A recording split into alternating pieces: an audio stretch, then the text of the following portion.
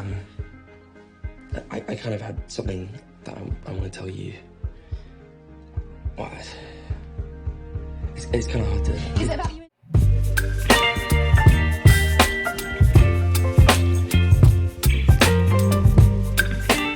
Good day, everyone, and welcome back to my YouTube channel. This is the Gist with Loba, and I am Loba. And in this video, we'll be talking the Heartstopper episode 1 and 2.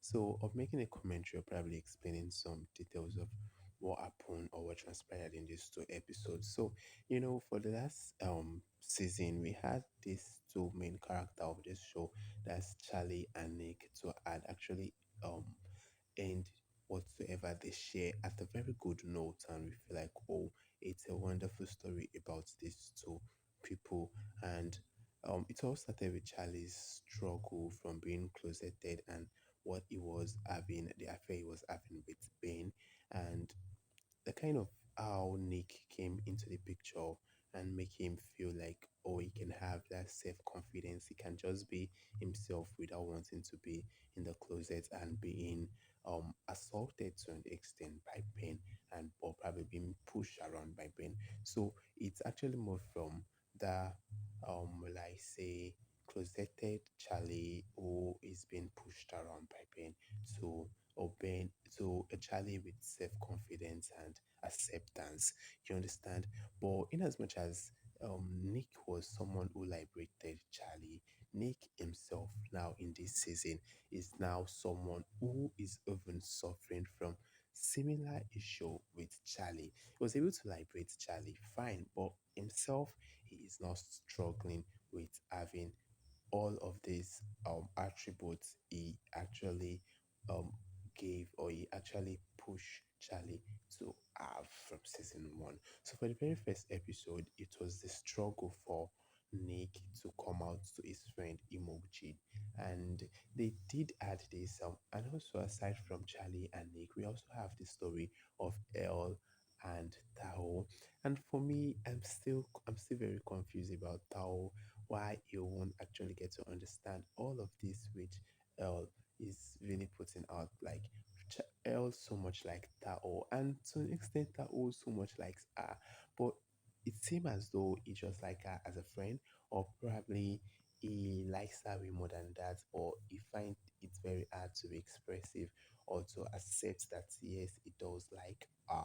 I don't know. For the that was for the very first episode. So it was about the struggle for Nick to come out to Imogen. However, Imogen was able to detect that Charlie and Nick I kind are of had something in a that situation, I in want a to tell you. relationship, and she What? was able to put it out even while It's kind of hard to... um Is it about you? often why Nick was struggling to do so. Then for the season 2, for the episode 2, I mean, then it was more about the struggle for Nick to come out to his brother David. And for the very first season, we do not have David on the show, but this time around, David is on the show and is like the elder brother to Nick. And now it was a very hard one because it seemed as though Nick and David do not really get along. So it was very hard for Nick to actually come out to him that this is what he is into now. Then what else again do I want to discuss for this episode? So then there's this situation where Charlie was banned from seeing Nick because he had failed his coursework. So it's so crazy how Charlie is the one who is having like issue with his education and the rest, while for Nick is still doing quite alright with his education. I don't know what to expect for episode 3.